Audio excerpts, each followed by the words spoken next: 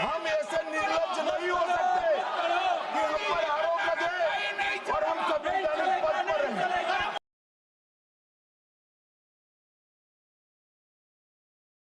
नमस्कार और प्रणाम मेरे दोस्तों, मैं विरल जोशी। 20 अगस्त को देश के संसद में जो काम हुआ है, केंद्रीय गृह मंत्री अमित शाह ने जो काम किया है, तो मैं स्पष्ट रूप से ये कहूँगा बिना झिझक कि हमारे देश के विपक्षी नेताओं की फटी पड़ी है।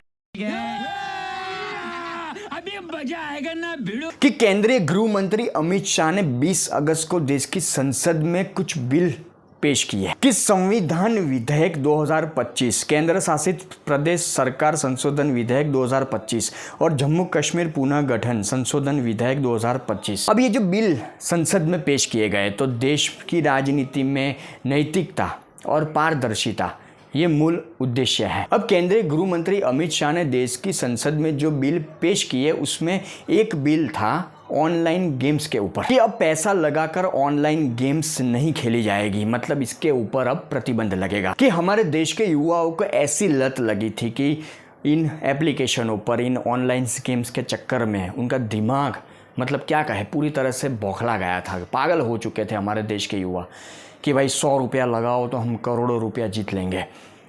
मतलब शॉर्टकट वाला ज़माना कि शॉर्टकट से पैसा कैसे कमाया जाए, कि शॉर्टकट से कभी पैसा कमाया गया है, कभी नहीं। आज का युवा धन इस ऑनलाइन गेम्स के चक्कर में बर्बाद हो रहा था, तो बिल पेश किया गया कि अब ये सारी चीज़ें देश में नहीं चलेगी, अब इन सब चीज़ों पर प्रतिबंध लगेगा। तो देश की सरकार की तरफ से ये बिल पेश हुआ संसद में, अमित शाह ने ये पेश किया, तो ये तो काफ़ी बड़ी बात है, अच्छी बात है कि देश का युवा धन जो है, देश का भविष्य है हमारे देश का युवा, तो अब वो बर्बाद होने से बचेगा। करोड़ों रुपया, हज़ारों करोड़ों रुपया हमारे देश के युवाओं का बर्बाद हो रहा था ऑनलाइन गेम्स के चक्कर में। अब ऑनलाइन गेम्स की हमने बात की, पर इन सब के बीच एक बिल जो संसद में पेश किया गया जिसने विपक्षी नेताओं की नींद हराम करके रख दी है, विपक्षी नेताओं की आगे मैंने कहा उस तरह से फटी पड़ी है खत्म कि अब कोई भी व्यक्ति होगा, फिर वो प्रधानमंत्री हो, मुख्यमंत्री हो या मंत्री संतरी, मतलब कोई भी व्यक्ति होगा वो गिरफ्तार होकर जेल जाएगा। केंद्र में मंत्री होगा, राज्य सरकार में मंत्री होगा, मतलब कोई भी व्यक्ति, तो 30 दिन के अंदर, 30 दिन के भीतर अगर उस व्यक्ति को जमानत नहीं मिलती, 30 दिन के भीतर अगर उस व्यक्ति को ज़मानत नहीं मिलती, वो जेल में रहता है, वो गिरफ्तार रहता है, तो अगले दिन मतलब 31वें दिन उसे उसके पद से हटा दिया जाएगा।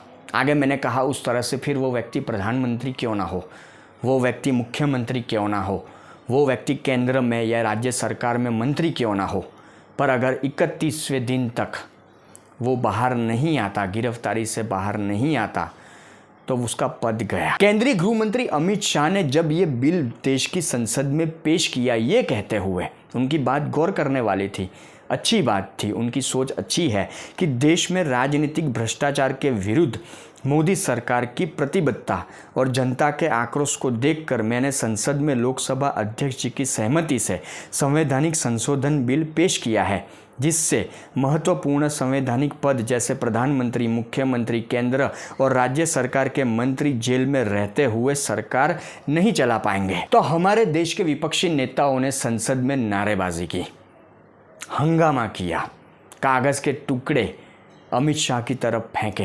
ये वीडियो आप सोशल मीडिया पर, टीवी मीडिया पर देख सकते हैं कि किस तरह से हमारे देश के विपक्षी नेताओं ने हंगामा किया, नारेबाजी की, अमित शाह का अपमान करने की कोशिश की। पर ये सारा हंगामा, ये सारी नारेबाजी इसीलिए है कि हमारे देश के विपक्षी नेताओं की, फिर एक बार कहूँगा कि फटी पड़ी है। क्योंकि गौर करने वाली बात यह है कि हमारे देश की आम जनता तो पिछले कई वर्षों से इसी सोच में जी रही है। मतलब हमारे देश की जो आम जनता है वो तो यही चाह रही है कई वर्षों से कि देश की राजनीति में साफ सुथरे लोग हों। हमारे देश की राजनीति में जो आम जनता है हमारे देश के, वो हमारे देश की राजनीति के बारे में क्या सोचती है। किसी चाय की टपरी पर हम खड़े होते हैं तो हम क्या बात करते हैं कि ये नेता, ये फलाना ढिमका, ये तो गुंडा है, ये क्रिमिनल है। तो देश की राजनीति में ऐसे लोगों की क्या ज़रूरत है। जैसे मैं अमृतपाल सिंह का एग्जाम्पल आपके सामने रखना चाहूँगा कि ये खालिस्तानी आतंकवादी, भले ही वो जेल में है पर वो MP बनकर बैठा है। अगर वो जेल में नहीं होता, वो देश की संसद में होता, तो क्या ये देश के लोकतंत्र के लिए, ये देश के संविधान के लिए ये मजाक नहीं होता?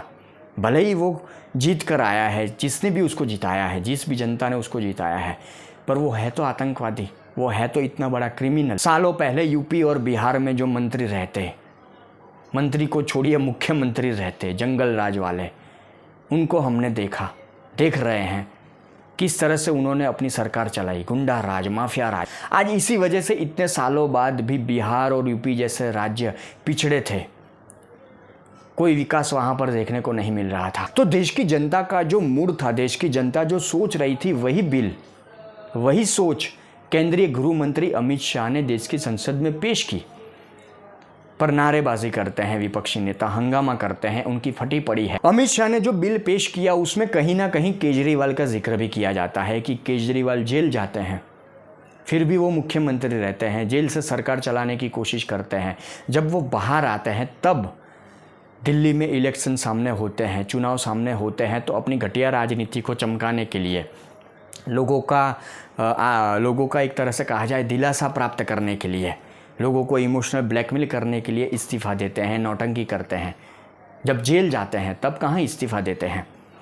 तो एक व्यक्ति जिसके ऊपर गंभीर आरोप है भ्रष्टाचार के घोटाले के, वो व्यक्ति जेल में बैठकर एक पूरी सरकार चला रहा है, तो क्या यह संविधान का, लोकतंत्र का मजाक नहीं है? जब संसद के अंदर केंद्रीय गृह मंत्री अमित शाह के द्वारा ये बिल पेश किया जाता है तो सबसे पहला बयान देश के विपक्षी नेता, स्वघोषित विपक्षी नेता, स्वघोषित जननायक राहुल गांधी का सामने आता है। राहुल गांधी छाती पीटते हैं कि ये तो ऐसा है कि जैसे देश में राजा ने कहा और हो गया, मतलब राजा जो चाहेगा वही होगा, मतलब देश की जनता ने जिसे चुना है 30 दिन के बाद उस व्यक्ति को बाहर निकाल दिया जाएगा। मतलब फटी पड़ी है राहुल गांधी की। Bye bye, tata, good bye, गया। देश की आम जनता तो यही चाहती है कि कोई अपराधी, कोई क्रिमिनल जिसके ऊपर आरोप है, जो गिरफ्तार है, वो व्यक्ति देश की राजनीति में होना ही नहीं चाहिए। देश की जनता तो यही चाहती है, पर राहुल गांधी कुछ और चाहते हैं, क्योंकि राहुल गांधी खुद भी तो अपराधी है।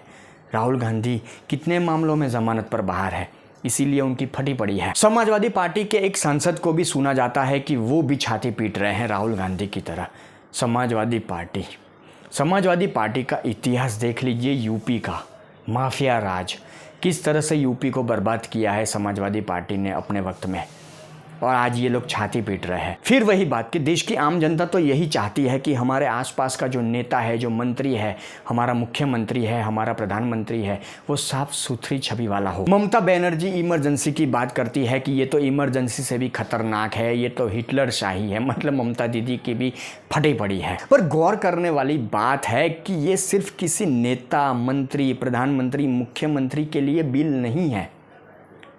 आप गौर से सोचिए, हर समझदार और जानकार व्यक्ति मेरी इस बात से सहमत होगा कि देश का हर व्यक्ति, प्रधानमंत्री, मुख्यमंत्री, नेतागण, मंत्री, इनके लिए ये सिर्फ बात नहीं है, ये एक एग्जाम्पल सेट होगा देश के हर नागरिक के लिए कि हम जो चाहते हैं पिछले कई वर्षों से कि देश का कानून हर व्यक्ति के लिए सेम होना चाहिए।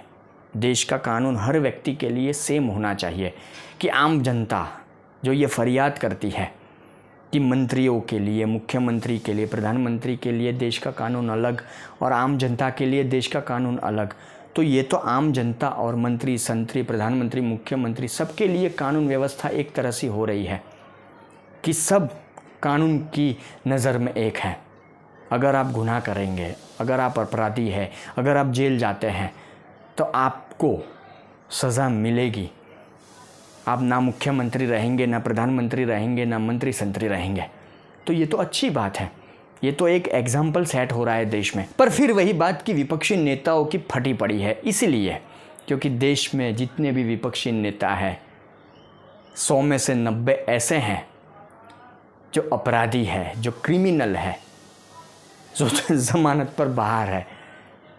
तो अगर ये बिल स्पष्ट रूप से आने वाले संसद सत्र में बाहर आ जाता है, मतलब पास हो जाता है पूरी तरह से, सारी कठिनाइयों को पार करके ये बिल पास हो जाता है, तो विपक्ष में से कई नेताओं का जेल में जाना पक्का है, इसीलिए इनकी फटी पड़ी है। और जो विपक्षी नेता हंगामा करते हैं, नारेबाजी करते हैं या अमित शाह के ऊपर आरोप लगाते हैं या अमित शाह को नैतिकता का पाठ पढ़वाने की कोशिश करते हैं कि अमित शाह ने कांग्रेस सीईओ की पूरी तरह से पोल पट्टी खोल के रख दी है कि एक वक्त जब लालू प्रसाद यादव को बचाने के लिए कांग्रेस एक अध्यादेश लाती है, तो उस अध्यादेश का राहुल गांधी विरोध करते हैं कि लालू यादव को बचाना नहीं है। आज वही राहुल गांधी बिहार में वोटर अधिकार यात्रा की नौटंकी कर रहे हैं, लालू यादव को गले लगा रहे हैं, तेजस्वी यादव को गले लगा रहे हैं। मतलब देश की जनता को किस तरह से बेवकूफ़ बनाया जा रहा है, गुमराह किया जा रहा है। विपक्ष का ये दोहरा चरित्र देश की आम जनता भली भांति समझ चुकी है। संसद में पेश हुआ ये बिल जेपीसी के पास भेजा गया है और मुझे पक्का यकीन है कि आने वाले वक्त में ये बिल बड़ी आसानी से पूरी तरह से पास हो जाएगा। देश में ये कानून व्यवस्था एक तरह से लागू हो जाएगी और भारतीय राजनीति के लिए, देश की आम जनता में एक यकीन पैदा करने के लिए ये बिल बहुत ज़रूरी है। ये समान कानून सबके लिए ज़रूरी है। आप अपनी राय मुझे कमेंट बॉक्स में ज़रूर दें कि आप इस बिल के बारे में क्या सोचते हैं, और विपक्षी नेताओं के बारे में भी कमेंट बॉक्स में ज़रूर लिखें कि ये बिल अगर आ जाता है देश में तो आम जनता जो समझदार और जानकार जनता है, तो आप मुझे बताइए कि आपको क्या लगता है, कौन सा नेता सबसे पहले जेल जाना चाहिए, किसका राजनीतिक करियर ख़त्म होना चाहिए। फिर एक बार कहूँगा, कमेंट बॉक्स में ज़रूर बताइए और हाँ, चैनल को सब्सक्राइब करना न भूलें। धन्यवाद।